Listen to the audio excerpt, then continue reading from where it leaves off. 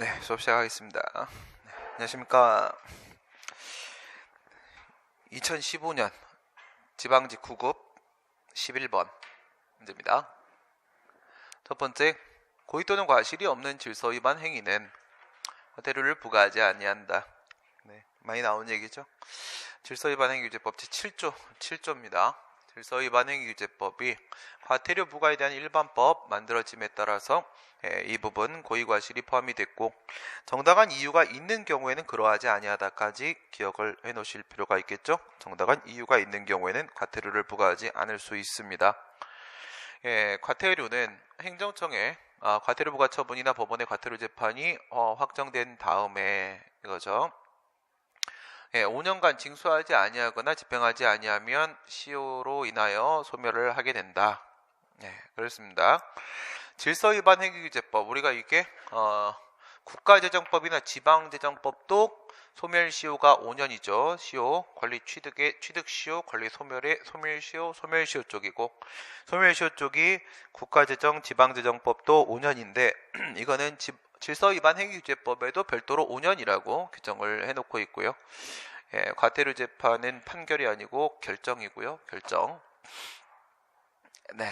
그리고 신분에 의하여 성립하는 질서위반 행위에 신분이 없는 자가 가담한 때에는 신분이 없는 자에 대하여도 질서위반 행위가 성립된다. 그래서 이것도 정리를 한번 했던 얘기죠. 그래서 둘 이상이 들어온다. 둘 이상의 질서위반 행위가 있다라고 하게 되면 각각 그 질서위반 행위 성립을 인정하고 각각 과태료를 부과하고 이렇게 처리되는 거죠. 그 다음 두 번째, 이 질서위반 행위가 신분과 관련된 문제인데 성립이 되는 방향과 성립이 안 되는 방향이 이렇게 있다고 했을 때 신분이 없는 자를 얘는 어떻게 해요? 얘는 포함하게 되고요. 얘는 포함을 안 하게 되고, O면은 O, X면 X 이렇게 되는 건데, 지금 같은 경우에는 가담한 경우에 질서 위반 행위가 성립하지 않는다가 아니라 없는 자에게도 성립이죠. 질서 위반 행위의 성립에 대한 부분이어서 포함이 되는 겁니다. 얘한테도 질서 위반 행위에 따른 과태료를 같이 부과하게 됩니다. 그렇지 않으면 그냥 신분 때문에 질서 위반 행위가 성립이 되는데 신분 없는 자한테 그냥 다 시켜버리면 되는 거잖아요. 그건 안 되는 거고요. 행정청이 질서 위반 행위에 대하여 과태료를 부과하고자 하는 때에는 미리 당사자에게 대통령 정하는 사항을 통지하고 10일 이상의 기간을 정하여 의견을 제출할 기회를 줘야 한다. 그죠? 10일입니다. 10일. 이건 따로 기억해야 되죠. 과태료는 며칠이다? 10일이다. 과태료는 10일이다. 질서 위반 행위 주법 그냥 암기 문제여서 그닥 원리가 많이 없습니다. 공법상 계약입니다. 일방 이상의 행정 주체가 포함되어야 되는 것이고 공익 목적으로 행해지는 것이고, 우리한테 문제로 많이 나온 건 업무 협약의 문제로 많이 출제가 됐었고, 계약직 공무원에 대한 계약을 해지할 때는 지금은 없는 거죠. 1특기 정별계고였습니다. 1특기 정별계고에서 지금은 1특 정별만 남아있다. 일반직, 특정직, 정무직, 별정직만 남아있고, 계약직이라거나 기능직이라거나 고용직이라거나 이런 것들은 지금 없는 상황이죠. 옛날 법입니다. 옛날 법. 어쨌든 간에 계약직 공무원에 대한 계약은 공법상 계약이고요. 그러면 계약의 해지 문제가 되죠. 공법상 계약은 행정절차법에 포함이 안 돼 있다. 신입처지예죠. 신입처지에 신고, 입법예고, 처분절차, 행정지도, 행정예고 외에는 없습니다. 그 다음 하나 더 들어가시고, 공법상 계약은 어떤 경우에도 처분이 될 수가 없기 때문에 변수값으로서의 그 처분 절차에도 포함될 여지가 전혀 없습니다. 따라서 행정절차법 제23조에 따른 근거와 이유를 제시한다. 이유 제시는 필요가 따로 없다. 그런 거고, 채용계약상 특별한 약정이 없는 한 지방계약직 공무원에 대하여 지방공무원법, 지방공무원 징계 및 소청 규정에 정한 그 징계 절차에 의하지 않고서는 보수삭감 이거죠. 보수삭감은 감봉처분과 똑같은 것이다. 감봉처분, 파면해임, 강등정지, 감봉견책의 감봉과 똑같은 거기 때문에 일반적인 징계 절차를 똑같이 밟아야 된다. 보수삭감은 처분이고 감봉과 똑같이 지급하고, 따라서 징계 절차 밟아야 되고, 지방 전문직 공무원 채용계약에서 정한 채용기간이 만료한 경우에 채용 계약을 갱신하거나 채용 기간을 연장할 건가에 대한 문제는 임용권자로서의 지방자치단체장의 재량에 맡겨져 있다. 근데 여기서 이제 뭐 하나 정도 기억을 해야 될 것은 계약을 다시 할까 말까에 대한 문제는 당연히 지자체장 마음이겠죠. 마음은 맞는데 여기서 하나 생각을 해보세요. 공법상 계약이나 사실행위 등에 있어서도 기속행위와 재량행위가 존재할 수 있습니다. 우리가 일반적으로 기속행위, 재량행위라고 하게 되면 행정행위, 처분에 대한 문제로 많이 다루게 되지만은 사실행위에서도 재량이라는 게 존재할 수 있고 계약에서도 재량이라는 게 존재할 수는 있습니다. 주로 그런 논의를 할 실익이 없어서 우리가 다루질 않는 것뿐이지 모든 행정작용에는 기속과 재량이 있을 수 있다는 점을 같이 기억해 놓으시면 조금 더 정확히 정답을 찾으실 수가 있겠죠. 공보위, 공중보건의사의 채용계약 해제, 의사표시에 대하여는 전문직 공무원 이렇게 표현을 많이 하고 계약직 공무원에 옛날에 해당을 했었던 것이죠. 지금 같은 경우에는 일반직 공무원이라고 했습니다. 공법상의 당사소송으로 그 의사표시의 무효 확인을 청구할 수가 있는 것이다.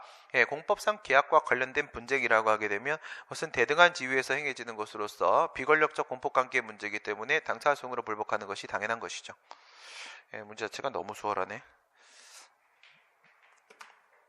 13번 행정 절차에 대한 설명으로 옳지 않은 것은 퇴직연금의 환수 결정은 관련 법령에 따라서 이건 뭐예요? 퇴직연금을 너무 많이 준 거예요. 많이 준 거죠. 받을 수 있는 금액보다 더 많이 줬다. 그러면 당연히 돌려받아야 되는 것이죠. 그러니까 이렇게 생각을 해보세요.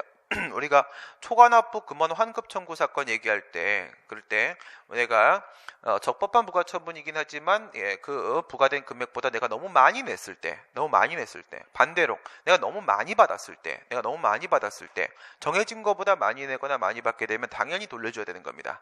당연히 돌려줘야 되는 것이기 때문에 관련 법령에 따라 당연히 환수 금액이 정하여지는 것이므로 법에 따라서 바로 인정되는 채권 채무 관계 문제가 되는 것이고 퇴직연금의 환수 결정에 앞서서 당사자에게 행정절차법상의 의견 진술 기회를 주지 아니하여도 된다. 조심해야 될 것은 여기서 퇴직연금의 환수 결정 자체는 처분이다. 이거예요. 환수 결정 자체는 처분이라고 보면서도 어디에 해당한다? 의견 청취의 예외 사유, 긴급재판 곤란 포기죠. 긴급재판 곤란 포기에서 재판입니다.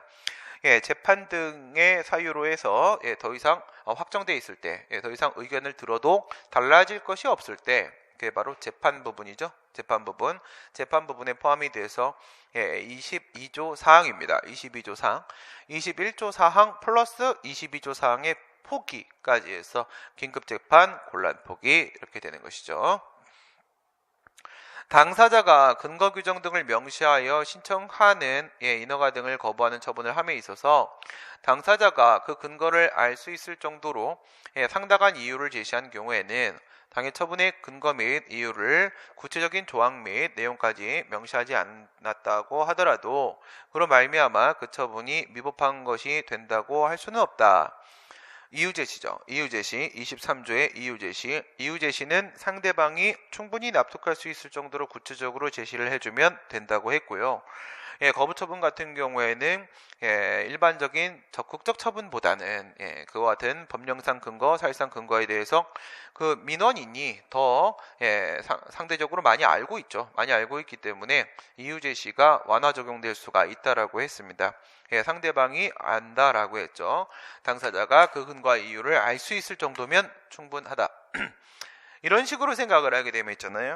거부처분의 경우에 있어서 판례 입장에 따르게 되면 사전 통지 필요 없고 의견 청취 필요 없고 이유 제시 완화되고 이거예요. 그렇죠? 거부 처분은 사전 통지 21조, 의견 청취 22조 필요 없다고 했습니다. 의견 제출 필요 없고 권익 제한 의무 부과 처분에 대해서 사전 통지와 의견 청취라는 게 필요한 불이익 처분 절차가 되는 것인데 판례는 적극적 불이익 처분, 기득권 침해만을 인정을 하고 있고요. 기대권 침해는 인정을 안 하고 있죠. 전 동의할 수는 없습니다.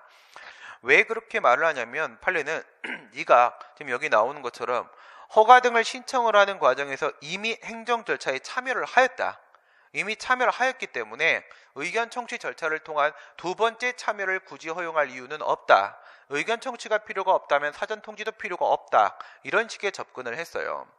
그런데 잘 생각을 해보시게 되면은 물론 내가 신청을 하면서 나의 의견을 주장한 게 맞아요. 그리고 일정 부분 분명히 행정 절차에 참여했다라고 볼 여지도 있는 게 맞습니다. 그런데 이 행정 절차의 참여가 과연 완전한 참여인 것이신가라는 생각을 해보셔야 돼요. 완전한 참여가 되기 위해서는 일반적인 적극적 처분의 경우랑 비교를 해보시기 바랍니다. 사전 통지를 할 때 이유 제시와 똑같아요. 똑같이 근거 이유 다 제시해 줍니다. 사전 통지할 때. 그러면 행정청이 나한테 왜 처분을 하려고 하는 것인지 그 이유를 나한테 다 알려줬을 때 그거를 내가 확인을 하고 그 다음에 의견 제출을 하게 되는 거예요. 적극적 처분에 있어서.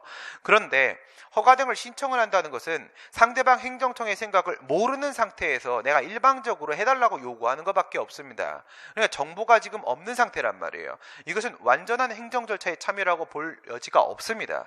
그렇기 때문에 거부 처분의 경우에 있어서도 제대로 된 정상적인 수준의 참여를 인정을 하려고 하게 되면 사전 통지와 의견 제출은 최소한 인정을 해주는 게 맞다. 보는 게 맞을 텐데 학설은 거의 그렇게 봅니다. 그런데 판례는 거부 처분은 사전 통지 의견 정치 21조, 22조 다 필요 없고 23조도 반토막 내가지고 완화 적용시키겠다. 이렇게 들어가고 있는 거예요.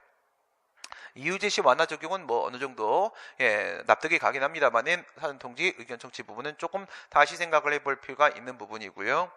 학설에 따른 문제가 나오기도 해서 조금 더 설명을 드린 것뿐입니다.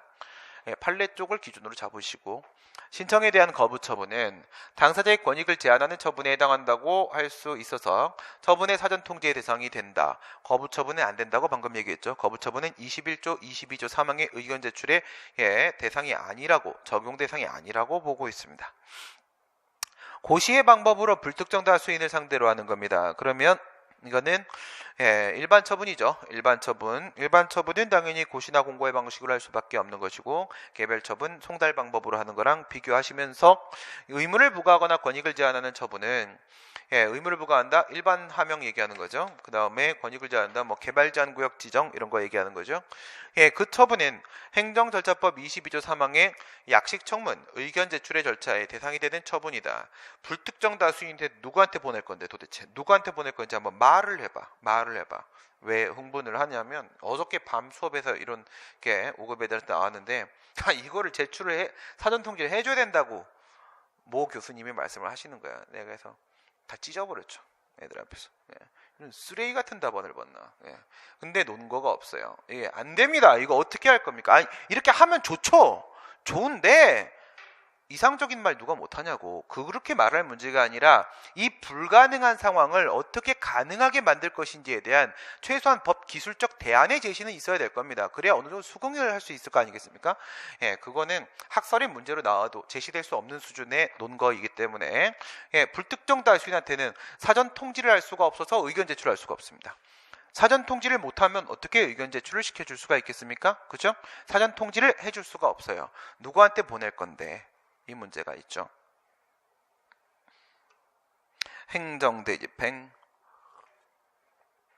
행정주체와 사인 사이의 건축 도급계약의 도급계약, 돈 주고 일시키는 거죠.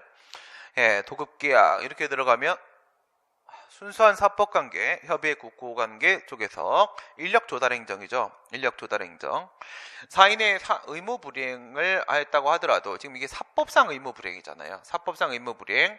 행정대집행은 허용되지 않는다. 행정대집행 요건은 대집행법 2조에 따라서 공작보형이죠. 공작보형, 공법상 의무불이행, 대체적 자기의무불이행, 보충성 원칙, 이익형량 이렇게 들어가는데 첫 번째 거에 걸렸죠. 공법상 의무불이행. 하지만 법에서 인정하면 또 어쩔 수 없다고 했습니다. 문제 나온 것 중에 뭐가 있었어요? 국유재산법, 공유재산 및 물품관리법에는 거기선 일반재산 파트, 행정재산 파트 말고 일반재산 파트에 있어서의 사법상 의무 불이행도 행정대집행을 할 수 있다라는 명시적 규정이 있습니다. 어디? 국유재산법, 공유재산법. 법에서 인정하면 어쩔 수 없는 건데 대집행법 이거 하나만 가지고는 사법상 의무 불이행에 대해서 대집행 적용할 수가 없는 게 맞고 부자기 의무 위반인 경우에 그 위반의 결과를 시정을 요구할 수 있는 자기 의무의 명령권, 뭐예요? 전환명령, 철거명령 말하는 거죠. 이거는 부자기 의무의 근거인 금지규정, 건축법 제11조 1항에 건축을 하려는 자는 허가를 받아야 된다. 반대로 해석하게 되면 허가를 받지 않은 자는 건축을 할 수 없다라는 부자기 의무 규정으로부터 철거명령의 법적 근거가 바로 도출되는 것은 아닌 것이죠. 철거명령은 그 전환 명령은 당연히 상대방한테 자기의무 부과하는 침익적 행정작용이고요. 법률요부 원칙 적용되고 별도의 법적 근거가 있어야 되기 때문에 건축법 79조 1항에 있는 전환규범이 별도로 있어야 되는 것입니다. 전환규범이 행정대집행의 요건이 충족된 경우에는 대집행을 하여야 하며, 그쵸? 공작 보형이 충족되면 대집행을 하죠. 대집행 권한을 발동할지에 대해서 행정청의 재량은 인정되지 않는다. 그게 아니라 대집행법 제2조에 보게 되면 가능규정도구 있죠. 가능규정도구 있고, 재량으로 보고 있습니다. 그러나 이제 어떻게 봐야 된다? 대집행의 절차는 4단계 절차로 이루어지게 되고, 첫 번째 절차가 계고, 계고 자체는 준법률행위이기 때문에 기속행위로 봐야 되겠지만, 하지만 대집행 자체의 재량이 출발을 알리는 계고에 반영되어 계고를 재량으로 파악하는 것이 일반적이다. 그 얘기는 재량이 인정된다는 전제를 지금 깔고 있는 것이죠. 그 다음에 대집행을 위한 계고가 동일한 내용으로 수회 반복되었을 때 최후가 아니라 뭐예요? 최초죠. 최초에 행해진 계고만 항고소송의 대상이 되는 것이고, 2차, 3차, 4차 계고는 아니고, 독촉도 역시 2차, 3차, 4차는 아니고 최초 독촉만 통지로서 처분성이 인정이 된다고 했습니다. 행정소송에 대한 판례의 입장으로 옳지 않은 것은 일반적 추상적인 법령 그 자체로서, 이거 틀린 지문입니다. 이거 문제 5, 6. 일반적 추상적 법령이라고 하게 되면요, 법령 이렇게 말했는데 취소소송 이렇게 들어오면, 법령은 법률과 법규명령을 함께 말하는 것이고, 그 중에 법률은 절대 취소, 행정소송의 대상이 될 수가 없기 때문에 저것은 법규명령으로 바라봐야 되는 것이고, 그런데 일반적 추상적이지 않습니까? 그러면 이제 법규명령 중에서 전형적 법규명령, 집행적 법규명령, 그리고 처분적 법규명령 중에서 전형이나 집행 둘 중에 하나일 거 아니겠습니까? 일반적 추상적 규범이니까. 그러면 변동은 절대 초래 못합니다. 변동은 절대 초래 못해요. 그 자체로서 국민의 구체적인 권리의무에 직접적인 변동을 초래하는 것이 아닌 것은 취소의 대상이 될 수 없다. 뭐가 껴요 지금? 집행적 법규명령 이거죠. 집행적 법규명령은 취소의 대상이 될 수 있다는 판례가 2개나 있지 않습니까? 그렇죠? 한미약품 한국릴리 2003년도에 한미약품 2006년도에 일반적 추상적 법령인데 변동을 초래하지 않아도 취소의 대상이 될 수 있다고 했잖아요. 2003년 6년인데 얘 지금 15년 아닙니까? 이 교수님이 공부 부족이에요. 공부 부족. 이게 3년 전까지 이렇게 봤어요. 3년 전까지는. 그래 봤는데 교수님들이 공부를 그렇게 안 하시는 겁니다, 진짜. 그러니까 이제 공부 열심히 하시는 분들은 이미 유명해. 진짜. 행정소송의 대상이 되는 행정처분의 존부는 소송 요건으로서의 직권조사사항이다. 그러니까 직권조사사항이다라고 말하게 되면 직권탐지사항이다라고 읽으라고 했죠. 직권조사라고 쓰고 직권탐지라고 읽는다. 그래서 이건 완전한 직권주의가 적용되는 케이스가 되는 거. 변론주의는 본안에 적용되는 겁니다. 자백의 대상이 될 수 있는 것이 아니므로 자백, 누가 자백해요? 소송요건이죠. 소송요건이니까 피고가 자백하는 거죠. 피고가 내가 한 행동은 정말 처분이었어 라고 해도 그냥 바보 취급하면 됩니다. 미친놈인가? 이렇게 생각하시면 되고, 지가 처분이라고 하면 처분이야? 그게 아니죠. 법원이 알아서 본다. 처분이라고 자백을 하든 뭘 하든 신경 안 씁니다. 설사 그 존재를 당사자들이 다투지 아니한다고 하더라도 다투는 경우도 있죠. 다투는 경우들 뭐 어떤 경우들이 있어요. 여러분 이제 판결문 보게 되면은 본안전 항변 이래가지고 피고가 어쩌고 저쩌고 막 이렇게 얘기합니다. 얘는 지금까지 뭐 전치주의가 적용되는데 뭐 행정심판 안 거쳤으며 막 이런 얘기를 한단 말이야. 무슨 말이에요? 법원한테 각하시켜달라고 요구하는 거예요. 각하시켜달라고. 그게 다투는 거야. 그래서 당사자들끼리 소송 요건에 다투는 경우가 있을 수는 있어요. 근데 얘네들이 아무 말을 하지 않는다고 할지라도 그 소송 요건을 갖추고 있는지 존부에 관해서 의심이 있는 경우에는 법원이 알아서 직권으로 밝혀보는 거죠. 완전한 직권주의 세상입니다. 행정소송법상, 그러니까 쉽게 이렇게 보라고 했잖아요. 소송 요건은 이거는 엄격하게 막 되게 열심히 막 스스로 조사를 하잖아. 법원이. 그럼 뭐 할 수 있어요? 바로 각하 판결문 써놓고 집에 퇴근할 수 있잖아. 그렇지? 자기한테 유리해요. 그렇죠? 주장 입증 책임을 법원 스스로 진다. 너무 유리해. 그냥 하는 말입니다. 행정소송법상 행정청이 일정한 처분을 하지 못하도록 그 부작위를 구하는 청구는 허용되지 않는다. 이게 무슨 소송입니까? 처분이니까 항고소송인데 이런 소송은 법에 없으니까 법정 외 항고소송이고요. 무명 항고소송이고 그중에서 침익적 처분이야 수익적 처분이야. 침익적 처분이니까 하지 말아달라고 하고 있는 것이고 그쪽에는 예방적 금지소송하고 부작위 의무 확인 소송이 있죠. 이건 청구잖아요. 청구. 그렇죠? 그러니까 이거는 예방적 금지 소송을 말하고 있는 거죠. 예방적 금지 소송은 판례가 이렇게 얘기했어요. 이렇게 뭐라고? 이른바 무명항고소송으로서의 부적법 각하다 이랬습니다. 이른바 무명항고소송으로서 예방적 금지소송은 우리 행정소송법 개정안에도 없습니다. 개정안에도 법무부 새끼들이 삭제했죠. 새끼들이 나쁜 새끼들. 법무부 없애고 법원행정처 없애고 국정원 없애야 되고 경찰 없애야 되고 다 없애야 돼요. 그럼 뭐가 남을까? 문재인 행정심판 청구가 부적법하지 않음에도 각하한 재결은 원처분 주의 이거는 선회해 줘야 됩니다. 이건 양해해야 돼요. 이건 판례가 표현을 저따구로 썼기 때문에 그런 거죠. 원처분 주의라는 표현은 재결을 거쳤을 때 오직 원처분에 대해서만 소송을 제기할 수 있다 이런 얘기를 하는 건데 이건 전혀 성립이 안 돼요. 아무리 끼워 맞춰도 원처분 중심주의 얘기하는 거죠. 판례가 이런 표현을 쓰니까 이해해 주셔도 되고요. 부적법하지 않습니다. 무슨 말이에요? 원래는 본안 재결이 나와야 된다는 거죠. 본안 재결이 나와야 되는데 각하를 했다면 저 요건 재결, 각하 재결은 무슨 재결의 하자가 발생하냐? 주체 절차 형식 내용 중에 절차의 하자가 발생하는 거라고 했습니다. 심판 청구의 요건은 심판 절차상의 문제이기 때문에 절차 요건이고 절차 요건에 대한 판단의 미스는 재결의 절차상 하자를 구성을 하게 되는 겁니다. 그러면 주체 절차 형식의 하자는 당연히 재결의 고유한 하자에 해당을 하는 것이니까 취소의 대상이 될 수가 있는 게 맞는 거죠. 행정조사 기본법 앞에 안 나왔나? 네. 행정조사 기본법상 행정조사에 대한 설명으로 옳지 않은 것은 조사 대상자는 법령 등에서 규정하고 있는 경우에 하나요. 조사 대상 선정 기준에 대한 열람을 행정기관의 장에게 신청을 할 수 있다. 이게 무슨 말이에요? 조사 대상자 세무조사를 들어와요. 다른 애들은 아무도 안 들어가 놓고 나서 왜 나한테만 이러냐 이런 거죠. 누구야? 그 정태근 의원? 그 사람 얘기였나요? 이명박 씨한테 반기를 들었더니 그 사람 와이프하고 옆에 있는 친한 세계 회사 세무조사를 연장 중복 그러면 안 되거든요. 그래갖고 아예 회사를 초토화시켜 버렸다고 하죠. 이명박이. 어저께 라디오에 와서 국회의원입니다. 현직. 그 사람 주변 사람 다 죽여버렸다고 이명박이. 그러면서 이 사람 이명박 사실 가장 측근이었던 사람이거든요. 그래서 명박이 형한테 괜히 반기 한번 들으면 그러면 우선 1시간 넘게 손들고 혼나야 되고 혼난 다음에 주변 사람 다 죽인다고 명박이 형이. 그러면서 이제 설토를 막 하더라고요. 다 불법입니다. 그렇죠? MB의 움직임은 걸음걸이와 숨조차 불법입니다. 그렇죠?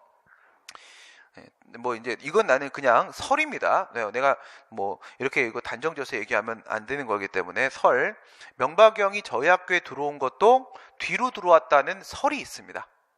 설입니다. 설. 그리고 명박이 형이 심지어 우리 총학생회에다가도 연락을 했었어요. 뭐라고? 자기가 민주동호회 소속이고 그러기 때문에 우리의 직속 선배라고 하면서 잘 지내보자고. 그래서 저희들은 알고 있습니다. 명박이 형이 경영대 학생회장을 할 때 당시에 정상적인 선거 과정을 통했다라거나 하지 않았던 것으로 우리는 알고 있으며 우리의 일기 선배는 신계륜 의원으로 하도록 하겠습니다. 전화 끊어주십시오. 그냥 끊어버렸거든 우리가. 그러니까 학교를 들어오는 것도 가짜였다라는 설이 있습니다. 설입니다. 나 아무 말도 안 했습니다. 설. 그 정 의원이 계속 설거리면서 명박이 형의 뒤통수 계속 가죠. 법적인 문제를 발생시키지 않게 설놀이를 하는 거예요. 알고 있는 거 다 얘기하면서. 그렇죠? 그거죠. 자기가 조사 대상자가 됐어요. 왜 나냐고 물어봐야 될 거 아니에요. 왜 나냐고. 딴 회사 손도 안 대면서 이거는 법령을 어느 정도 잘 준수를 하고 있었는지, 그 다음에 얼마나 성실하게 자율 신고를 잘 하고 있었는지 등등등을 고려하여 괘씸죄 걸린 애들한테 조사 들어가는 거거든요. 국세청이 직원이 몇 명이나 된다고 세상에 있는 모든 사람 다 세금 내는데 그걸 다 세무조사 하겠습니까? 안 되거든요. 그러니까 왜 내가 대상자입니까? 라고 당연히 요구할 수 있어요. 물어볼 수 있는 겁니다. 무슨 법령에 정한 경우에만. 그 법을 또 국회의원들이 지들한테 유리하게 만들까? 이건 말이 안 돼요. 틀렸고. 그 다음 조사 대상자의 의한 조사원의 교체 신청은 그 이유를 교체 신청할 수 있죠. 예. 딱 봤는데 인상이 안 좋다. 가라 할 수 있어요. 가라. 다만 뭐로 해야 돼요? 서면으로 해야죠. 서면으로 이유를 명시해. 인상이 좋지 않음 이렇게 딱 써가지고 해줘야 됩니다. 예. 서면으로 교체 신청할 수 있고요. 그다음 행정기관의 장은 뭐랑 비슷한 거예요. 재척 기피 회피에서 회피 그거랑 비슷한 거죠. 당연히 회피할 수 있는 그건 인정을 할 수 있고요. 행정기관의 장은 인터넷 등 정보통신망을 통하여 조사 대상자로 하여금 자료 제출 등을 하게 할 수 있다. 당연한 얘기는 좀 하지 말자고. 그렇죠? 꼭 가서 뺏어야 됩니까? 그게 아니잖아. 메일로 받을 수도 있는 거고 뭐 수단이 뭐가 중요해. 그렇죠? 방법이. 모두 가능해요. 행정조사. 자율신고도 가능하죠. 예, 조사 직접 안 들어가고 그냥 자율신고 제도로 운영을 할 수도 있죠. 해야 한다는 아니고 할 수도 있는 거고. 행정기관은 조사 대상자의 자발적 협조를 얻어 실시하는 행정조사, 뭔 놈의 조사? 임의조사, 비권력적 조사 얘기하는 거죠. 물론 행정조사 기본법에 보게 되면 행정조사는 법의 근거가 있어야 한다라고 돼 있어요. 그리고 뒤에 단서가 붙어요. 뭐라고 돼 있냐? 임의조사는 그러하지 아니하다. 이렇게 돼 있단 말이에요. 임의조사는 상대방의 협력을 얻어서 하는 건데 무슨 법의 근거가 필요합니까? 자기가 동의하는 건데. 그렇죠? 그래서 자발적 협조를 얻어서 하는 임의조사는 행정조사에 실시하는 이론조사, 임의조사를 제외하고는 즉 강제조사는 법령 등에서 행정조사를 규정하고 있는 경우에 할 수가 있는 게 맞죠. 강제조사는 강제처분이에요. 강제처분은 당해 침해적 행정작용이고 당연히 법률여부 적용되는 거고 별도의 법적 근거 당연히 있어야 되는 겁니다. 뭐 말고 저거 말고 행정조사기본법 말고 다른 별도의 법적 근거 있어야 된다고. 다른 별도의 법적 근거. 자동차 다음 중 설명 다툼 판례. 이제는 모르겠습니다. 뭐가 어떻게 돌아가고 있는 건지. 네. 어저께는 진짜 잠을 1도 못 잤어. 1도. 그래서 지금 어떻게 돌아가고 있는 건지 모릅니다. 그냥 요즘에 내가 여러분들 눈을 안 보고 수업을 하는 이유가 그거야. 밤에는 좀 앞을 보고 수업을 합니다. 이유가 밤에는 이제 다 끝나간다라는 생각 때문에 약간 좀 이렇게 컨디션이 살짝 돌아와요. 좀 근데 패스원은 저의 새해 선물입니다. 네. 이렇게 생각을 해야지. 예. 너무 굴려먹네 이러면 안 되잖아. 그치? 그런 거를 안 하기로 계약서에 사인을 했다고 했죠. 네. 자동차 손해배상 보장법. 전 계약은 잘 지킵니다. 보장법은 뭐예요? 이거는 국가배상법 제8조 얘기하는 거죠. 8조에 보게 되면 적용 우선순위가 나와 있잖아요. 그래서 다른 법률이 이렇게 있는 거고 다른 법률 그 다음에 국가배상법이 이렇게 있는 거죠. 국배법이 이렇게 있고 그 다음이 민법상 손해배상 규정으로 이렇게 넘어가고 순서를 잡아줬죠. 민법 아니고 국배법 아니니까 뭐 이건 당연히 뭐 우편법, 자배법 뭐 이런 건 다 다른 법률 배상 책임의 성립 요건에 관하여 국가배상법에 우선하여 적용된다라고 8조에 써 있죠. 8조에 써 있고 개인정보보호법상에 단체 소송을 허가하거나 여기 단체 소송 규정이 있죠. 불허가하는 법원의 결정에 대하여 더 이상 소송으로 다툴 수가 없다. 이거 뭐 어떻게 할 수 있어요? 즉시 항고할 수 있죠. 결정이니까 절차에 대한 문제고 결정이니까 일반적으로 우리가 알고 있는 그대로 즉시 항고할 수 있습니다. 단체 소송 몇 명이었어요? 단체 소송 1000명이었죠. 1000명. 그죠? 1000명. 그래서 연서 1000명 받고 이거 즉시 항고할 수 있고 근데 이게 단체 소송이 또 그냥 제기할 수 있는 게 아니라 법원의 허가 결정이 있어야만 제기할 수 있는 거고 그런 거였었습니다. 행정심판에 있어서 사건의 심리 의결에 관한 사무에 관여하는 직원에 대해서 행정심판법 제10조의 위원회에 재척 기피 회피가 적용되지 않는다. 그럼 뭐 행정심판에 나한테 겁나게 불리한 사람 막 들어가 있고 그러면 어떡할 거예요? 그러면 안 되는 거죠. 그렇죠? 뭐예요? 재척은 너는 안 된다. 너는 못 된다. 기피는요. 쟤 싫어요. 내보내주세요. 회피, 나 안 할래. 그치? 넌 안 돼. 쟤 싫어. 나 안 할 거야. 그게 재척, 기피, 회피. 당연히 행정심판에도 인정됩니다. 공익사업을 위한 토지 등의 취득 및 보상에 관한 법률상의 행정청이 사업 시행자가 이주대책을 수립 실시하는 경우에 이주정착지에 대한 도로 등 통상적인 생활기본시설에 필요한 비용은 지방자치단체가 부담을 해야 된다. 이 반대로 이렇게 생각을 해보라고 했잖아요. 그렇죠? 만약에 보상금을 준다. 보상금을 주는데 토지보상법 제20조에 따른 사업 인정 고시가 된 다음에 뛰어버린 지가 상승, 개발 이익 같은 경우에는 그 토지 소유자 등의 보상금의 범위 내에 포함이 될 수가 없다고 했지 않습니까? 왜 그렇죠? 여기서 지가가 상승해서 발생한 개발 이익은 누가 만들어낸 상황이에요? 누가 만들어낸 결과야? 이건 사업 시행자가 만들어낸 결과죠. 그러면 그에 따른 개발 이익은 토지 소유자가 먹을 문제가 아니라 누가 먹어야 된다고? 사업 시행자가 먹어야 되는 거예요. 그러니까 이와 같은 공익사업의 시행으로 인해서 발생하는 유익도 전부 사업 시행자가 먹는 거고요. 그 다음에 이 사업을 수행하는 데 필요한 비용도 다 사업 시행자가 되는 거예요. 그렇죠? 유익도 자기가 먹고 그 다음 부담도 자기가 하고 하는 게 합리적이죠. 당연한 겁니다. 그래서 지방자치단체가 아니라 사업 시행자가 되는 겁니다. 사업 시행자. 행정청이 아닌 사업 시행자. 민간이 들어왔다. GS건설. 뭐야 이거? 이딴 문제가 다 있어. 네, 아까 봤는데 이런 문제가 없었는데, 근데 그거보다 더 놀라운 것은 이 선택지를 보고 놀랐어요. 안 보고 들어온 문제여서 처음 만나는데 선택지가 왜 이렇게 짧지? 그래서 이제부터 어떻게 되는 거라고 했어요. 선택지 1번, 선지 1번이 10줄, 2번이 10줄, 3번이 10줄, 4번이 10줄, 그 다음에 지문이 22줄. 이 정도 나올 겁니다. 그 정도 나와도 당황하지 말고 풀어야 됩니다. 당황하지 말고. 점점 길어질 거예요. 점점. 물론 10줄이 아니라. 지방경찰청장은 운전면허와 관련된 처분 권한을 각 경찰서장에게 내부 위임을 하였다. 저거 147조인가요? 네, 거기에 저거 있어요. 권한위임 규정이 있거든요. 권한위임 규정이 있고, 그런데 권한위임을 안 했다는 거예요. 지금 내부위임을 했다는 겁니다. 내부위임을. 권한위임도 할 수 있었다. 내부임은 법에 근거 따로 필요 없죠. 이건 그냥 하면 되는 것이고, 이에 따라서 종로경찰서장은 자신의 명의로 갑에게 운전면허 정지 처분을 하였다. 그러면 안 되죠. 이게 권한위임을 받았을 때 자기 명의로 할 수가 있는 거죠. 권한의 귀속점이 이전이 되니까. 물론 법의 근거를 가지고 권한위임이 이루어져야 될 테고, 내부임은 그 권한의 귀속점이 그대로 누구한테? 지방경찰청장한테 있는 거기 때문에 서장은 지방청장의 이름으로 처분을 해야 되는 거죠. 면허정지, 부작위임을 부과하는 하명처분입니다. 갑이 적법한 절차에 따라 운전면허 정지 처분의 취소를 제기하고자 한다. 이 표현 많이 보던 표현이네요. 이거 1998년도 5급 공채 시험 문제입니다. 피고 적격자는 이거가 들어와요. 이거가 적법한 절차에 따라 이렇게 들어와요. 적법한 절차에 따라. 그거까지 연결해서 한번 설명해 볼까요? 문제 충분히 출제될 수 있어요. 객관식 쪽이 오히려 더 잘 맞아요. 궁합이 뭐냐면, 이거는 우선 행정심판 전치주의 있잖아요. 행정심판 전치주의 거쳤다. 행정심판 절차 거쳤다. 그 얘기를 하고 있는 거고, 그리고 나서 소송을 들어갔다 이거죠. 그럼 피고는 누가 되는 거예요? 피고는.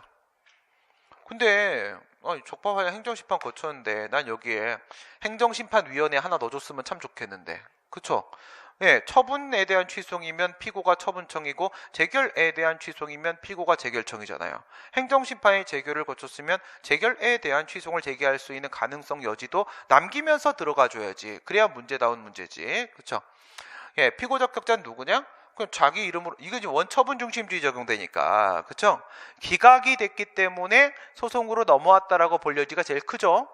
그렇게 들어가게 되면은 기각 재결은 원칙적으로 내용의 위법 문제라고 했을 때 고의 위법이 없잖아. 고의 위법이 없으니까 재결에 대한 취소이 아니라 원처분에 대한 취소를 제기하게 될 거라고요. 그러면 저 정지 처분에 대한 취소를 이렇게 들어가게 되는 게 맞는 거고, 그랬을 때는 피고는 누구 이름을 했어요? 외부적 명의자가 피고지 정당한 권한자가 피고가 아니죠. 얘가 정당한 권한자고 얘가 외부적 명의자니까 얘가 정답이겠네요. 이건 뭐가 하는 거예요? 이거는 종로경찰서 건물이 요즘 이런 광고 있죠? 그쵸? 움직이기 시작. 무슨 말도 안 돼. 그지 같은 소리를 해.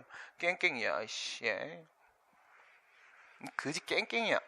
이런 문제 내면 죽어 아주 그냥. 딱 걸려 한번. 혼나. 뭐가? 저게 운전면허 정지. 저런 문제 자꾸 내면 아주 혼나요. 알겠어요? 그 다음 운전면허 취소. 이 표현에서 이 98년도 5급 공채 문제가 다른 시험들에도 비슷하게 넘어가는데 넘어가는 과정에서 이 표현의 학생들이 함정에 빠져가지고 허우적거리다 틀리는 경우들을 많이 봤어요. 그래서 어쨌든 뭐예요? 얘는 운전면허의 정지죠?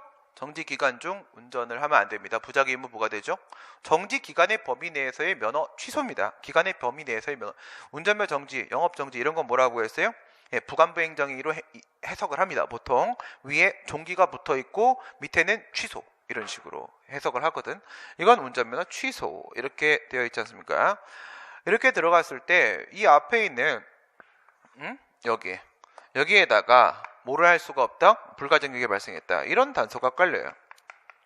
불가증력이 발생을 했다 라고 얘기를 하면서 질문을 하기를 시간의 순서에 따라 이렇게 들어가요. 시간의 순서에 따라 불복의 방법과 절차에 대하여 불고기 버거의 방법, 먹는 방법 한 입에, 그 다음에 불복의 절차는 어떻게 하면 되는 거야?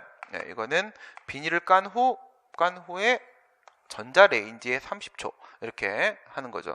이렇게 했을 때 시간의 순서에 따라 불복의 방법과 절차에 대해 놓아야죠. 절차라고 했잖아요. 절차. 불복은 뭐지? 불고기 버거 아니죠. 행정쟁송. 행정쟁송의 절차라고 하게 되면 행정심판과 소송의 절차적인 관계 얘기하는 거예요. 관계, 다시 말해 행정심판 전치주의 얘기하는 거죠. 행정심판 전치주의. 그러니까 여기다가 이제 소송을 제기할 때, 여기다 이렇게 소송을 제기할 때 들어가는 겁니다. 이렇게 이제 소송을 딱 들어가잖아요. 소송을 들어가는데 이거를 한번 보여달라. 이거 하고 그 다음에 이거를 한번 보여달라. 이거 하고 이렇게 질문을 한 겁니다. 무슨 말씀이냐면 얘 같은 경우에는요. 얘는 뭐예요? 얘는 전심 절차 이거 말하는 거고, 얘는 종심 절차 이거 말하는 거고, 그 다음에 이쪽은 선행 처분 이거 말하는 거고, 얘는 후행 처분 이거 말하는 거고. 그렇게 되면은 이 팔행이에요. 팔행이가 불복 방법이에요. 불복 방법. 소송을 제기해서 어떤 내용을 주장하면 되겠는가? 이 문제고, 불복 절차는 노랭이에요. 노랭이가 이렇게 되는 거란 말이에요. 그럼 팔행이는 뭘 질문하는 거냐? 팔행이는 하자의 승계에 관해서 논하해 달라라는 얘기가 되는 것이고, 노랭이는 행정심판 전치주의에 대해서 논해 달라 이렇게 얘기를 하는 거죠. 그래서 얘는 행정심판 먼저 거치고 그 다음에 행정소송 다음 들어가고 이렇게 들어가게 되는 거고요. 이거는 일반 행정심판입니다. 일반 행정심판 이거 90일짜리. 도로교통법에는 행정심판에 대한 별도의 절차가 없습니다. 그냥 행정심판법으로 넘어가는 거예요. 이렇게 일반 행정심판 절차가 되고, 그 다음에 여기서 하자승계 되는지 안 되는지 한번 보세요. 이 친구가 음주운전을 해가지고 만약에 면허정지를 받았어요. 그리고 그 정지 기간 중에 운전을 하다가 걸렸어. 야, 너 무면허라고 했죠? 무면허. 면허 취소라고 했습니다. 기간의 범위 안에서. 야, 너 면허 없이도 운전 잘하네. 면허 그냥 없애줄게. 아예 그냥 면허를 취소해버리는 거야. 취소해버렸다 했을 때 이게 이쪽으로 하자가 승계가 되겠습니까? 하자 승계가 돼요? 승계가 되냐 안 되냐? 될 수도 있고 안 될 수도 있다. 이게 하자 승계론의 맹점이죠. 그러니까 지문에서 여러분들한테 된다고 나와도 맞는 말이고 안 된다고 나와도 맞는 말이에요. 그러니까 이건 절대 정답이 아닙니다. 알겠어요? 다른 거 보고 판단 내려야 돼요. 왜냐하면 하자 승계가 된다라고 말하는 것은요, 선행 처분과 후행 처분은 모두 다 이게 똑같다는 거야. 효과, 목적이 똑같다. 뭐로 똑같다? 이거는 음주운전을 근절한다라는 측면에 있어서 그 하나의 목적을 달성하기 위한 것이다 이렇게 보는 거고요. 그게 아니라 안 된다 이렇게 보는 애들은 뭐라고 보는 거냐면 이 운전면허 정지는 음주운전을 하지 말라라는 근절이라는 의미였다라고 본다면 뒤에 있는 운전면허 취소는 의무를 부과했는데 의무를 이행을 안 하니까 위반을 하니까 여기서는요 의무 이행의 확보다. 이거는 의무 이행을 확보한다라는 측면에서 면허 취소가 나온 것이다. 이렇게 봐버리면은 서로의 효과가 달라져 버린다고요. 그래서 이거 거의 팽팽해요. 팽팽해요. 왼쪽 주장한 위쪽 주장한 사람, 아래쪽 주장한 사람 팽팽합니다. 뭐가 맞다고 말할 수가 없어요. 이게 바로 하자승계의 맹점이죠. 뭘 하려고 하는 건지 하자승계라는 게, 하자승계로는 정말 제정신이 아니라고 보여지고요. 그 다음, 공공기관의 정보 공개에 관한 법령의 내용에 대한 설명으로 옳지 않은 것은, 정보의 공개 및 우송 등에 소요되는 비용은 실비의 범위에서 청구인이 부담을 하나. 그렇죠. 공개를 청구할 수 있다라고 했지. 정보공개법 제5조 1항에서 모든 국민은 알 권리 보장이라는 측면에서 정보공개를 청구할 수 있다라고 되어 있지. 돈을 달라고 할 수는 없잖아요. 이걸 만약에 국가가 부담을 하게 되면요, 여기 밑에 보시는 것처럼 모두 있어요. 학술 연구를 위하여 일시적으로 체류하는 외국인도 정보공개 청구권자에 포함될 수 있죠. 또 사무소 소재지가 여기에 있는 외국 기업도 될 수가 있잖아요. 근데 이제 왔어요. 트럼프 친구가 하는 기업이에요. 그러면 한국 없애려고 하겠죠. 먹고 싶겠지. 그러면 어떻게 하면 돼요? 정보공개 청구를 1초에 100발 날리면 되죠. 1초에 100발 날려갖고 자료를 리스트 쭉 만들어갖고 한 박스씩 달라. 그러면 이거 프린트 비용으로 우리나라가 망할 수도 있어요. 프린트 비용으로. 말이 안 돼요. 필요한 정보는 지가 돈 내고 가져가는 거야. 다만 뭐예요? 파는 게 아니니까 실비로. 파는 게 아니니까 실비로. 이렇게 하는 거지.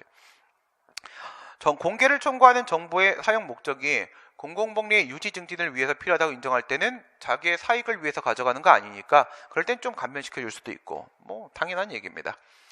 지방자치단체는 그 소관 사무에 관하여 법령의 범위에서 정보 공개에 관한 조례를 정할 수 있다. 이거는 청주시 행정정보 공개 조례안 사건을 생각을 해보시게 되면요, 지금의 공공기관 정보공개관의 법률, 정보공개법이 만들어지기 전에도 조례를 만들었었어요. 조례를 만들었었고요. 그리고 지금은 정보공개법 4조 2항에서 아예 정보공개 조례의 법적 근거를 마련해 줬습니다. 아예 마련을 해줬어요. 그러니까 옛날에는 아무것도 없으니까 22조 단서를 생각하게 되면 정보공개 조례를 만들다가, 행정정보공개 조례를 만들다가 권리제한 의무부과에 대한 내용이 포함되면 위임이 있어야 되는 거야. 근데 포괄적 위임이면 되긴 하지만 뭔 있긴 있어야 돼. 있긴 있어야 되는데 없었단 말이야. 그러니까 청주시 사건에서는 권리제한 의무부과에 대한 내용이 이 조례 안에 없다. 그래서 전혀 문제가 없는 조례다라고 처리를 했었다면 말이야. 지금은 모두 가능해. 권리제한 의무부과를 포함하는 정보공개 조례안도 만들 수 있는 거예요. 아예 정보공개법에서 포괄적 위임은 해놨으니까. 직무를 수행한 공무원의 성명과 직위는 공개될 경우에 개인의 사생활 비밀 또는 자유를 침해할 우려가 있다면 비공개 대상 정보에 해당한다. 뭐랑 비교해야 돼요? 공무원이 뭐 간담회, 연찬회 이런 데 참여했을 때 그 사람에 대해서 공개해달라고 했을 때 공개하지 말라고 했었잖아. 공개하지 말라고 했어요. 이건 뭐야? 공개를 해야 되는 거예요. 공개를. 무슨 차이야? 지금 그게 퇴근한 다음에 사적으로 참여를 한 것인지 문제인데, 이거는 직무를 수행했잖아. 직무를 수행하는 거잖아요. 직무 수행하면 당연히 실명제예요. 실명제. 공무원 이름 다 까는 겁니다. 그렇죠? 실명제이기 때문에 직무 수행 중에 정보에 대한 공개를 청구 못하게 하면 말이 안 되는 거죠. 그럼 뭘 공개? 그죠? 학술 연구를 위하여 일시적으로 체류하는 외국인, 그래. 괜찮아요. 괜찮아. 외국인. 뭐 광고도 많이 하는데 뭐, 그렇죠? 비정상회담 끝났나? 나 그거 되게 재밌게 봤었는데 요즘에 하는지도 모르겠네. 거기 했던 친구들 유명해졌죠? 애들 괜찮죠? 똑똑하고. 행정입법에 대한 설명. 행정기관, 형식적 의미의 행정, 실적 의미의 입법. 행정기관이 제정하는 일반적 추상적 규범이죠. 청소년보호법의 위임에 따라 제정된 청소년보호법 시행령으로 정한 위반행위의 종별에 따른 과징금 처분 기준은 조심하셔야 되는 게 이런 거예요. 처분 기준. 제가 알려드린 대로만 움직이시면 돼요. 어떻게? 사무처리 기준, 처분 기준, 제재 처분 기준, 재량 준칙, 그 중에 가중 요건 이런 식으로 들어가는 거잖아. 처분 기준이면 저거는 국가, 기관의 행위 기준을 말하는 것이기 때문에 내용이 행정규칙인 겁니다. 내용이. 그러니까 법규행규죠. 법규행규. 대통령령으로 만들어진, 시행령으로 만들어진 행정규칙, 재량 준칙이란 말이에요. 재량 준칙. 뭘로 나오면 아니야. 인가기준, 허가기준, 면허기준 그러면 다른 얘기인 거예요. 허가 인가도 처분이잖아. 이런 식의 생각하시면 안 돼요. 처분 기준은 내용의 행정규칙이고 인가 기준, 허가 기준 이러면 내용이 법규적 사항, 법규명령인 거예요. 법규명령인 거예요. 법규명령에 해당을 하며 그쵸? 시행령 형식의 행정규칙이면 판례가 법규명령으로 보죠. 그 기준에서 정한 과징금의 액수는 정액이 아니라 최고한도액이다. 학설 대립, 상한설, 기준설. 상한설, 기준설 중에서 상한설의 입장을 판례가 취하고 있는 거고 이게 타당한 것이죠. 근데 이런 식의 부가명령 말고 부가처분, 돈 내라는 거 말고 영업정지 쪽에도 판례 있어요. 영업정지 쪽에도 시행령 들어오고요. 그리고 재량규칙 만들어놨단 말이에요. 상황 똑같아. 똑같고 나서 영업정지 기간을 6개월이다, 1년이다 이렇게 재량규칙 정하면 그것도 상한설, 맥시멈이다, 맥시멈 이렇게 보게 된단 말이에요. 다만 반대로 생각하면 뭐도 있다고 했어요. 이게 시행령이잖아요. 그러면 이거는 법이지 않습니까? 법이니까 상위법이 아니라 하위법 적용되는 것이고 하위법을 기준설로 따라버리게 하면 기속행위가 돼버리고 그러면 재량권을 부여한 상위 법률의 정면을 반해서 살아남으려고 하다가 고집부리다가 아예 죽어버린다고 했어요. 무효가 돼버린다고 했죠. 그래서 반대로 생각하면은 이 재량규칙은 어디에도 들어갈 수 있어요. 시행규칙이나 훈령 같은 행정규칙에도 들어갈 수가 있는 거 아니겠습니까? 그렇게 되면 그거는 법이 아니기 때문에 판례가 뭐라고 봤어요? 그렇게 되면은 그건 기준설. 그러니까 정리를 이렇게 하는 거란 말이에요. 재량규칙이 들어왔어. 근데 가중감경에 대한 내용은 없어. 겁나 이리저리로 빡 찍어놨어. 그럼 저건 뭐야? 이렇게 했을 때 그놈아의 성질이 외부적 구속력이 있으면 조금 더 조심하고 살아야 되니까 이거는 상한설. 근데 그게 법이 아니게 되면은 외부적 구속력이 없으면 그거는 기준설. 이렇게 끝내면 다 풀려요. 그 다음 상위법령에서 세부사항 등을 시행규칙으로 정하도록 위임을 했음에도 이 문제 왜 자꾸 내는지 모르겠어. 뭐 메시지가 있어. 재미도 없고 메시지도 없고 교훈도 없고 이를 고시 등 행정규칙으로 정하였다면 당의 고시 등 상위법령과 결합하여 대외적 구속력을 가지는 법규명령의 효력을 갖는 앞에 끊고 들어가면 맞는 말이죠. 뒤쪽에. 근데 위임을 어디다 했대? 시행규칙. 뭐로 만들었대? 행정규칙. 이렇게 돼 있는 거잖아요. 그럼 결론이 뭐야? 이건 위임이 없단 말인 거잖아. 지금 위임이 없단 말인 거잖아. 아니 위임이 있어야지 수권법령과 결합해서 법규성이 인정이 되는 건데 위임이 없는데 어떻게 결합을 해? 이런 걸 우리가 뭐라고 그래요? 조세호 사건이라고 하는 거죠. 없는데 어떻게 하냐고요. 이런 문제가 너무 많죠. 항상 매년 한 10% 정도는 조세호 사건을 출제를 해요. 무슨 말이야? 국어만 알면 풀리는 거. 없는데 어떻게 해? 없는데 그걸 왜 물어봐? OX를. 조세호를 좀 TV 좀 보란 말이에요, 교수님들. 조세호를 봤으면 이런 문제를 내면 민망해서 못 내. 정말 역사의 한 획을 그은 거죠. 법률이 공법적 단체 등의 정관에 자치법적인 사항을 위임한 경우에는 포괄적인 위임 입법의 금지는 원칙적으로 적용되지 않는다. 포괄적 위임 금지 원칙이죠. 포괄적 위임, 그건 뭐야? 구체적 위임이 있어야만 한다라는 것은 아니다라고 얘기를 하는 거죠.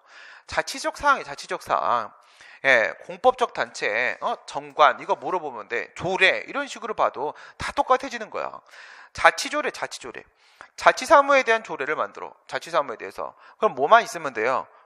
해봐야 위임이 필요해봐야 포괄적 위임밖에는 필요가 없는 거예요. 자치사항인데 구체 위임하라고 하면 그게 자치입니까? 그게 치자지. 그치? 법령의 위임 관계는 반드시 하위 법령에서 개별 조항에서 위임의 근거가 되는 상위 법령의 해당 조항을 구체적으로 명시하고 있어야 하는 것은 아니다. 내가 한번 보여줄까? 어떻게 되나? 한번 봐봐. 아주 봐 그냥. 어떻게 봐? 이렇게 봐. 법률이 있어. 법률이 있고요. 이 법률이 이렇게 있어. 법률이 이렇게 있단 말이야. 이렇게 있는데 얘가 위임을 해서 대통령이면 대통령 뭐 더 많아. 당연히 더 많겠지 내용이. 조항이 더 많을 거예요. 시행령 있어. 시행령이 이렇게 있어요. 그 다음에 이제 또 얘가 또 위임해 또 위임해. 그래서 이제 시행규칙이 이렇게 있다고 쳐봐요. 시행규칙이 이렇게 있어. 시행규칙이 이렇게 있는데 말이야. 근데 여기서 이제 시행규칙의 불령, 뭐 총리령일 때도 있고 이렇게 만들어졌죠. 근데 여기서 만약 25조 있어. 25조 어디서 왔냐?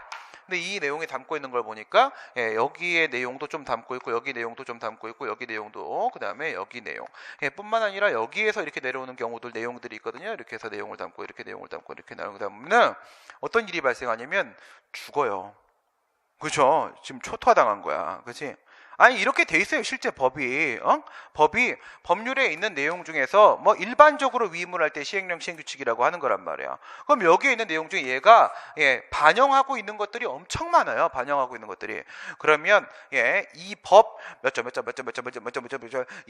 법 시행령 몇 점 이래 하면 읽히지도 않아. 알겠어요? 그냥 알아서 읽으라고. 알아서 뭐만 있으면 돼요. 이것만 있으면 되는 거야. 요거는 있어야지. 응?